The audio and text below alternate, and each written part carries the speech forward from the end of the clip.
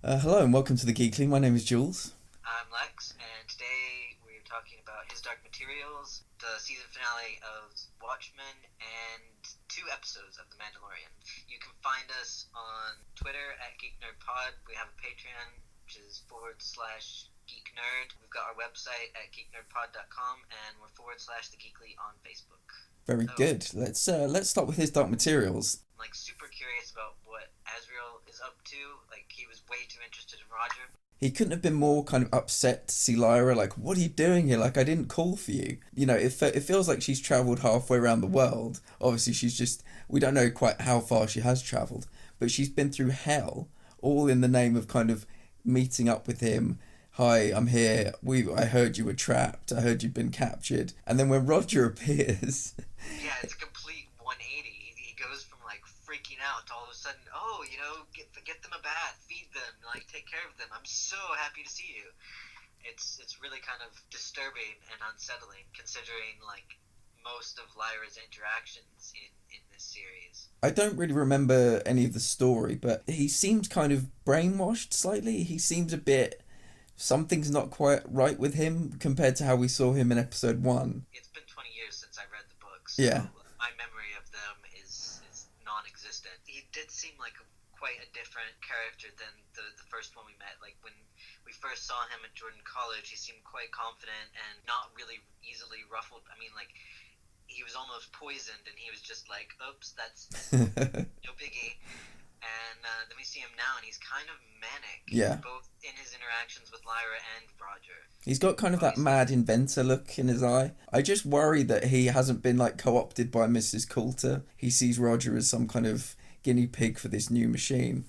So, yeah, that might be a difficult ending to the season.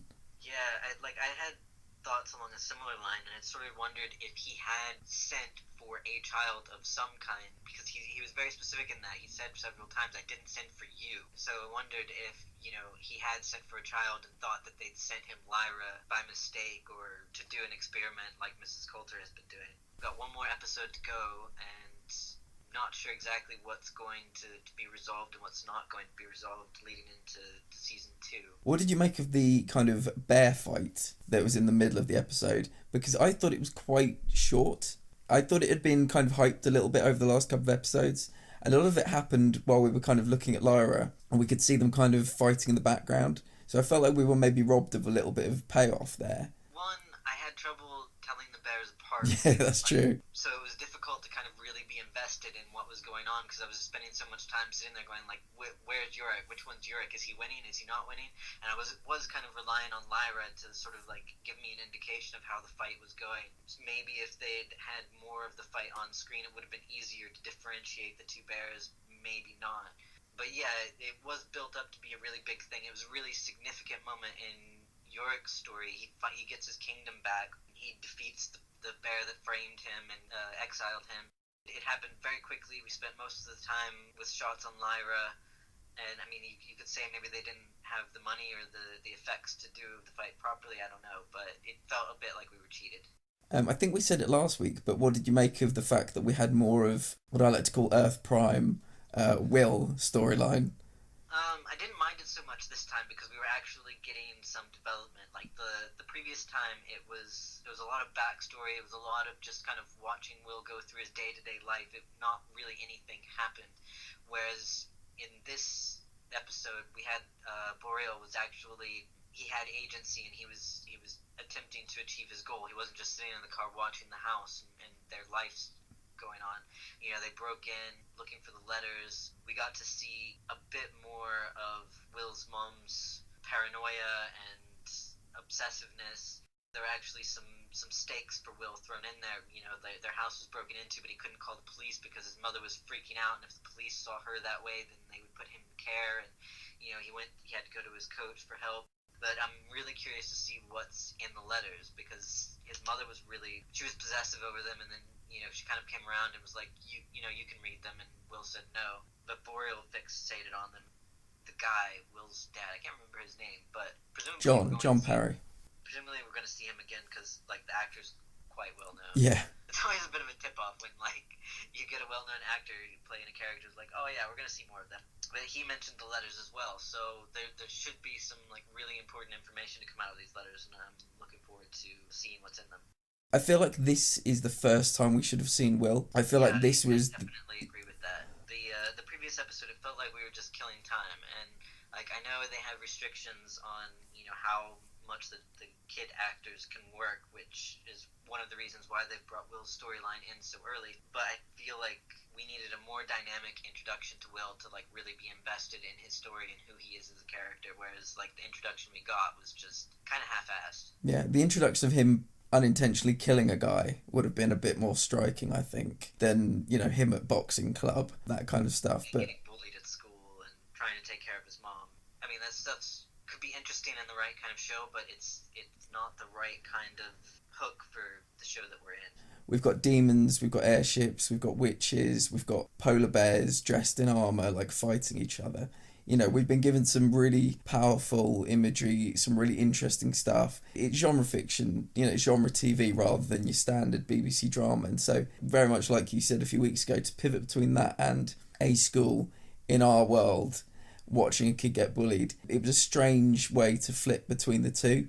So going from Lyra and her adventures maybe to Will kind of accidentally killing this guy and then going on the run could have been a better way to begin it. But they're there now. They're probably going to meet in season 2, episode 1. And I mean, what do you think the two of them will be like together? They seem like kind of chalk and cheese in some ways. They don't seem to have a lot of similarities. I mean, like, Lyra's turned into a quite little con artist. Will seems more serious and grown up in a way. Despite everything she's gone through, she still has a somewhat naive view of the world. Like, she's not gotten beaten down by the stuff that's happened to her. She still believes that there's a way around it, or there's a way through whatever difficulty comes her way.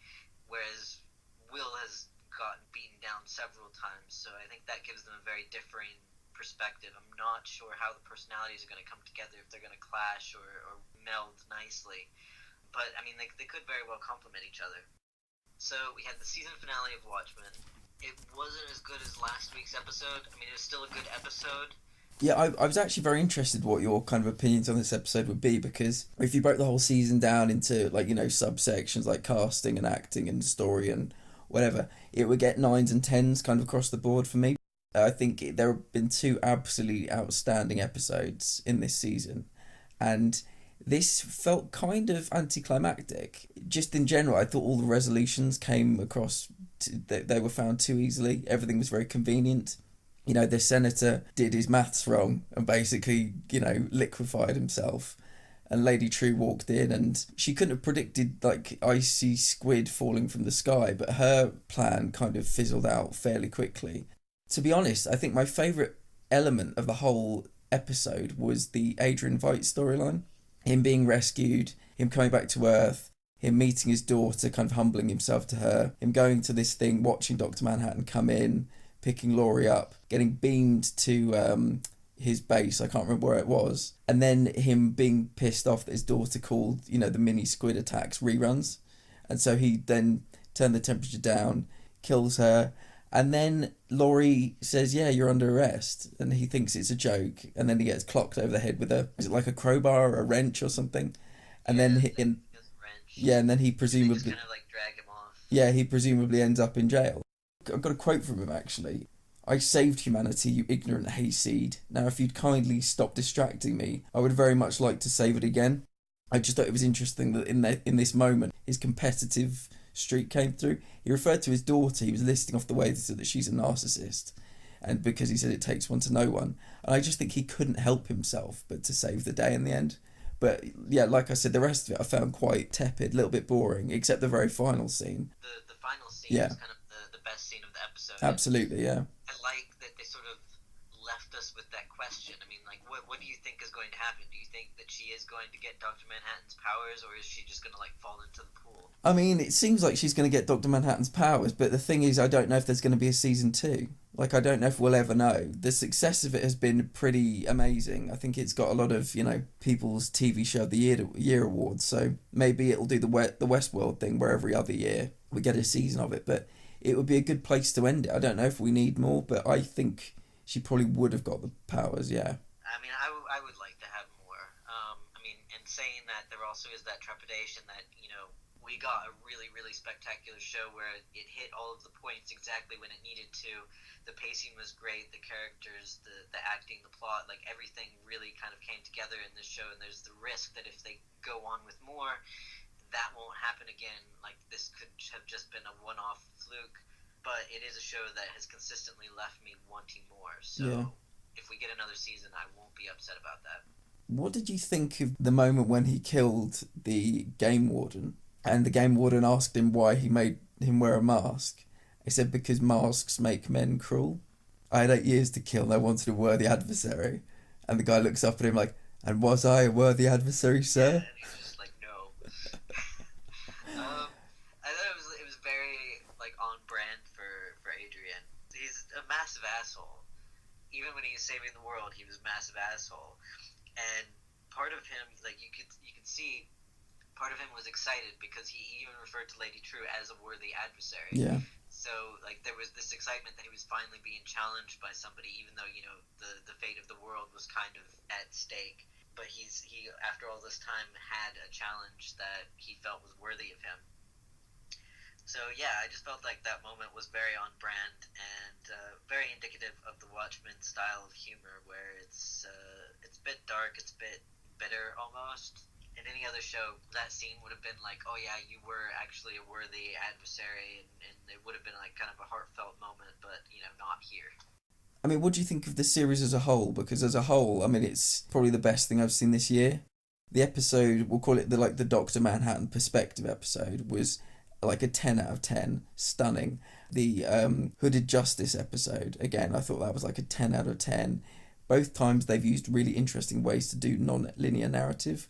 I think it's a worthy chapter in the whole Watchmen story. It's a worthy follow-up to that. And I think a lot of people may have been unwilling to give it a chance. I'm planning to go back and watch the whole thing over again Yeah. now that it's over, just to see, like, everything all together and see what little things I've missed along the way. I haven't seen something that's managed to as consistently deliver results as Watchmen in a really long time. I can't actually think of anything else that has hit all of the marks so consistently. The message from this episode about Dr. Manhattan, which I found very interesting, was that people were generally in agreement that Dr. Manhattan could have done more. And there's this moment where Will and Angela are talking in the cinema. He looks at her and he goes, yeah, he could have done more. He could have done more. And Lady True talks about the fact that he had all this power, didn't really do anything with it. What do you make of that argument that, he had this power and he could have maybe cured diseases, he could have ended world hunger or something like that, but he tried to be a god and tried to create his own life. Originally, they said it was on Mars, but then he's gone over to Europa. Do you have any thoughts on that? Because it's quite interesting. Dr. Manhattan kind of let the power go to his head, and he got really sidetracked with, seeing all aspects of time at the same time. His non-linear perspective. And I think that gave him a certain amount of apathy and removed him. Well, he lost his humanity, and so he lost the ability to sympathize and empathize with the plight of humans. And, I think that is indicative of the way a lot of people feel in the world right now. They look out and they read the news, they watch television or whatever, and they see all the problems are out there, and they just feel hopeless and like they can't do anything to stop it. So they just sort of retreat and remove themselves from it. I mean, sometimes it's necessary to do that, and like if you need to do that for self-care and whatever, like that's great. But I think overwhelmingly most people just feel this sort of apathy that the world is fucked and there's nothing we can do about it. But all it really takes is someone to decide they can do something about it. And I think somebody with the power of Dr. Manhattan, like, yeah, he had kind of an obligation to try to fix things. And his going off to Mars and then Europa was kind of the equivalent of a child throwing a tantrum and running off to sulk in his room because he tried to fix something in Vietnam and people weren't happy with the way he did it, so he just kind of said, well, fine, I'm not going to play with you anymore. Despite all of his powers, his emotional maturity is quite underdeveloped. So yeah, he could have done more. He could have tried to change things instead of just being a passive observer of time. It seemed like he literally went off to play God, and then he went to Europa and he tried to perfect mankind, where there would be no there'd be no cruelty, and there'd be Yeah. just people that would love you unconditionally. They say absolute power corrupts, absolutely, but it didn't even corrupt him. It gave him, it turned him into a narcissist. I think the kind of narcissist that Adrian was referring to himself as, the kind of narcissist he was referring to Lady True as, potentially even the senator as well. But it was a kind of perspective I'd never really considered before. And when you think about it, they're all completely right. He had this amazing power and just wasted it. And I mean, I don't think Lady True would have done any better, to be honest. I think anybody that got it would have a moment where they thought, what should I do? And then they probably it would have gone to their heads as well. Well, I mean, it's like Adrian said, anybody who's trying to attain the power of a god must be stopped from getting it at all costs. Yeah. I'm sure he was right about Lady True. She had this idea that she could fix the world, but her pursuit of that was sort of so overzealous that nothing else mattered. You know, other people died and were killed, and she was quite cruel and callous, even before she got Dr. Manhattan's powers. So you can imagine what she would have been like if she had absolute power and this ability to see all aspects of time simultaneously. She probably wouldn't have been much better than Dr. Manhattan, and very conceivably could have been worse. In conclusion, I would say that I found the resolutions in this season finale to be unfulfilling. I think the best part of the finale was kind of, like I said, the kind of Adrian sub-story. But don't let that put you off. I mean, it's still a really strong episode, but don't let that put you off what is an outstanding season of TV. If it does come back, I hope they just put the same time and effort in, because this felt like a very well sculpted, one and done thing. And like you said, there is the fear that if they come back, they believe the hype, they read the reviews, and they might just think, we can do it again. And that's how shows go bad, unfortunately. So yeah, maybe they need to watch this episode and think about narcissism and hubris and learn the lessons maybe that this actual episode was trying to teach people. Okay, so we have 2 episodes of The Mandalorian this week. I feel like 4, 5, and 6 may have been kind of added after the fact, because they feel so detached from what was happening in 1, 2, and 3. And 7, which we'll get onto, but they are totally episodic. Every character in it, with the exception of one from episode 4, is made to feel very disposable. The episodes, we talked about them being 30 odd minutes long. That isn't enough time to fully introduce someone, kind of learn about them, flesh them out, because as soon as they're here, they're kind of gone again. That didn't help to break the streak we've had recently of very one-dimensional characters in this show. Even if 3 of them had stood on each other's shoulders and wore a long trench coat, they still wouldn't have been able to manage to come together to form like a 3-dimensional character, which was really disappointing. Yeah, I mean, I think that's kind of the biggest problem with The Mandalorian, and it's sort of epitomized by episode 6, where, I mean, you can't get much more tropic than the team he goes out on a job with. It's basically like an RPG party, like, put on screen. Yeah. Very little creativity. You know, you have the kind of manic psycho girl who plays with knives, the big dumb brute, the hapless leader who's not so smart, and then you throw the Mandalorian into that, and the whole time I was just sort of wondering, like, why is he with these people? Like, what reason do we have for him to actually go on this mission? And there was a good reason wasn't really given to us. With his skills, I sort of felt like he should have been able to take them out earlier, and would have taken them out earlier than he actually did. But overall, I was really bored with this episode, and like you said, episode 4, 5, and 6, they all feel very disconnected from the rest of it. Like, when we get to episode 7, it finally felt like we were back on track, and like we were actually finishing the story we started in the first couple of episodes, and the quality was back up. I sort of feel like 4, 5, and 6 were very long detours to introduce us to certain characters that we didn't necessarily need to be introduced to in that way, and that it would have been better to either have been introduced to these characters all in one episode, or to have them join along with him. Probably better to have them kind of join up with him and become part of a team, so we get to see them every week and kind of flesh out their characters a bit more. But the way they did it, these 3 episodes just feel very pointless and like they were going nowhere. I just think the fact that it's episodic means, every relationship he makes is kind of worthless. Like, these people aren't going to hang around for a particularly long time. And in this episode, they all had the same motivation. They all hate Mando. Were they going to betray him? Yes. Like, you could see that one coming. And it went from heist film in the first half to horror film in the second half, as he kind of picked them off one by one. So predictable, so lazy. I think the one thing I liked was when Bill Burr's character, when you saw the Mandalorian like coming up behind him, and as the lights kind of flickered, you'd see the Mandalorian like appear and disappear, and then appear nearer and disappear. A really cool scene. Yeah. I liked that.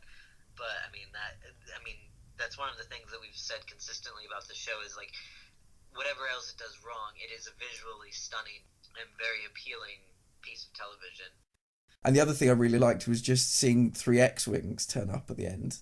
X-Wings just look cool. And they were, apparently, I didn't know this at the time, but I read on Twitter that the pilots for the X-Wings were all directors for episodes of The Mandalorian from this season, which was quite cool.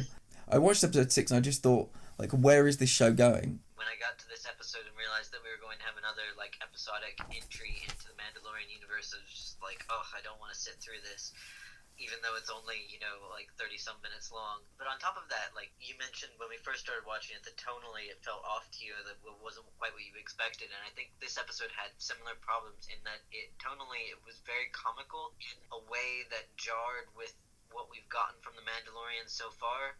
It was a very not sophisticated form of humor.